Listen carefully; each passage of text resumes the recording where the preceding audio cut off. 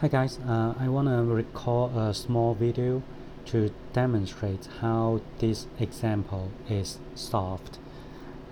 In order for you to follow some of the steps, these are the two formulas that will be very useful. They are useful to help you complete the square.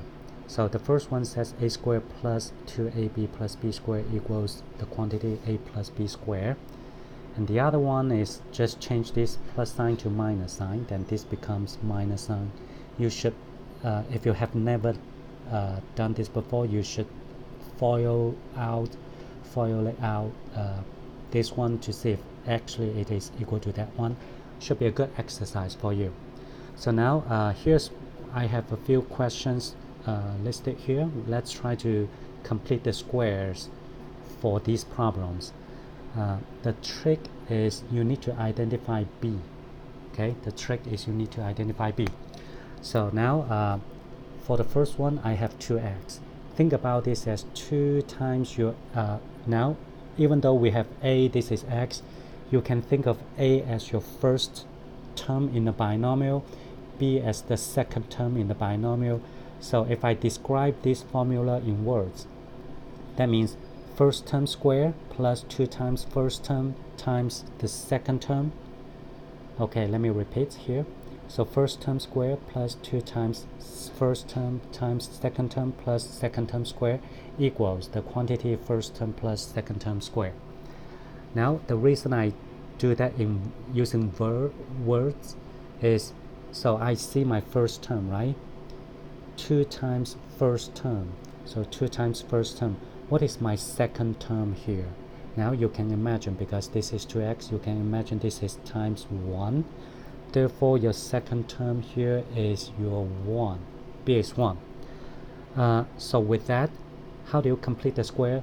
According to this formula, you need the b square to complete the, so that this is a complete square. So I need to add my b square. b is 1.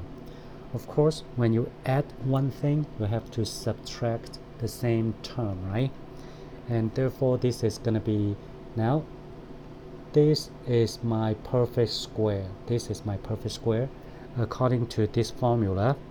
So again, this formula says first term square plus 2 times first term times second term plus second term square is going to be, can be written as first term plus the second term square, right?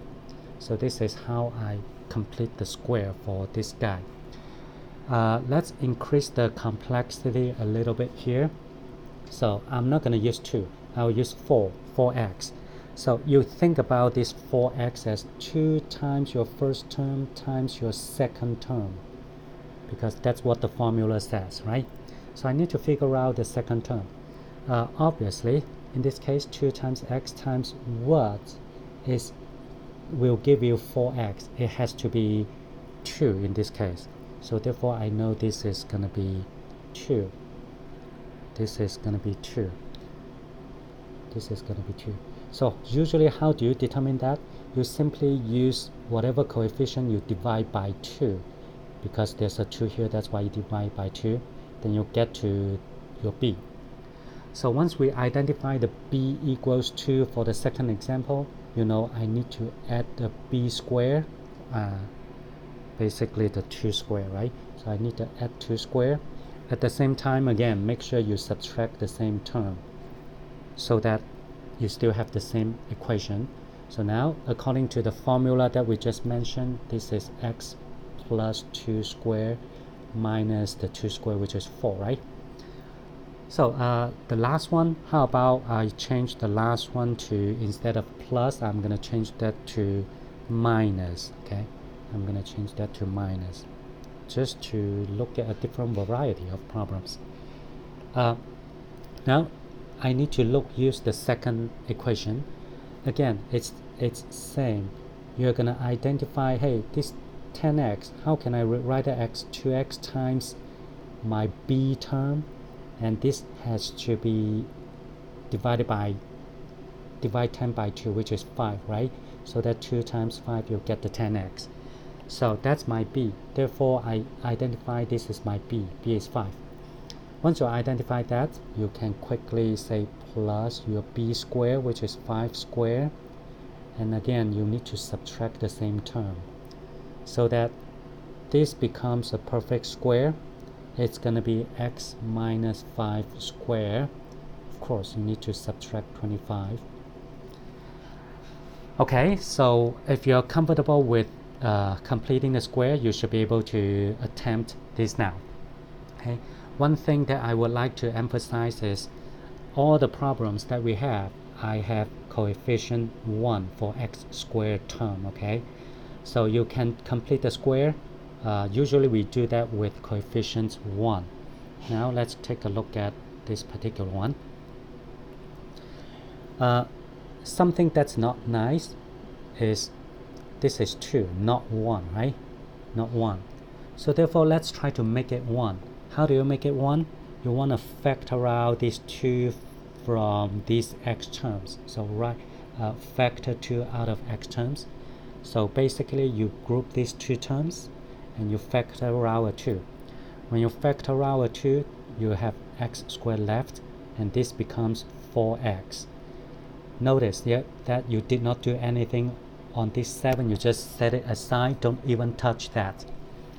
Now the next step. So this is what the problems that we have been talking about previously, those 3 examples. So x squared plus 4x, what do we need so that we can make a perfect square? So you're gonna use think of this as 2 times x times your b, right? And this b is just because of this 2, you just divide this 4 by 2 to get the b. So therefore, what do you need? B is equal to 2. This will be 2 squared plus b squared. That's how this is 4.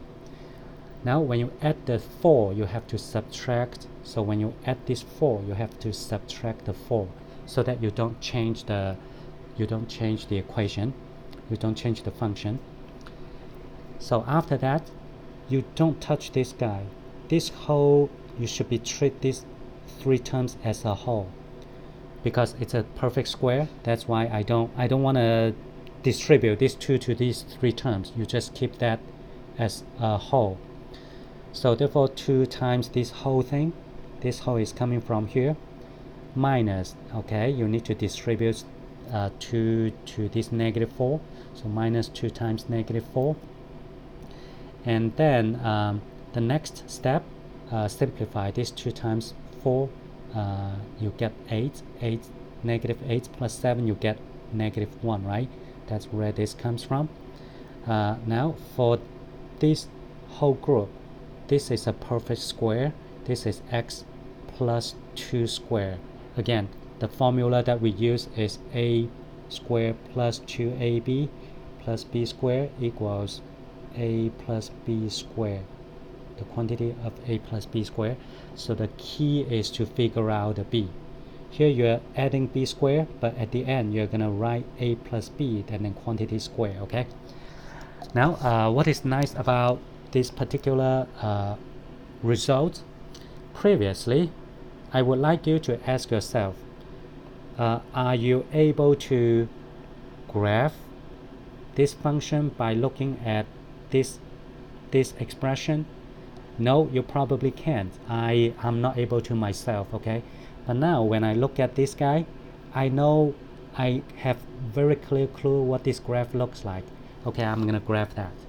So this x plus 2, you should think about this as x minus the -2 square, okay? Because our form is x minus h squared plus k squared. So this is the function that we are talking about, and you have experienced this in class. This h is the horizontal position. This k is the vertical position. I'm sorry, I made a mistake here. There's no square here. And this a tells you how wide, how narrow the graph is.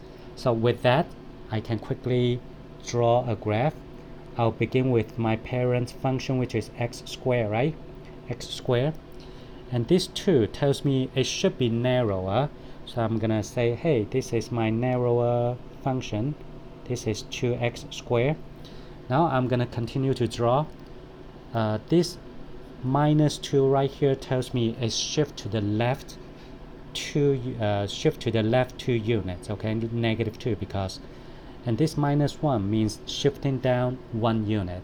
So therefore I am able to continue this graph. I'll shift this to 2 units to the left and shift it down 1 unit to the bottom. Okay. Okay, so something like that. Okay, something like that. Okay, so the yellow one is my graph. Okay, of course, if I zoom in, this point right here, this point should be, this value should be 7. Okay, should be 7, the y-intercept. How do I know that? Because this tells me this is the y-intercept.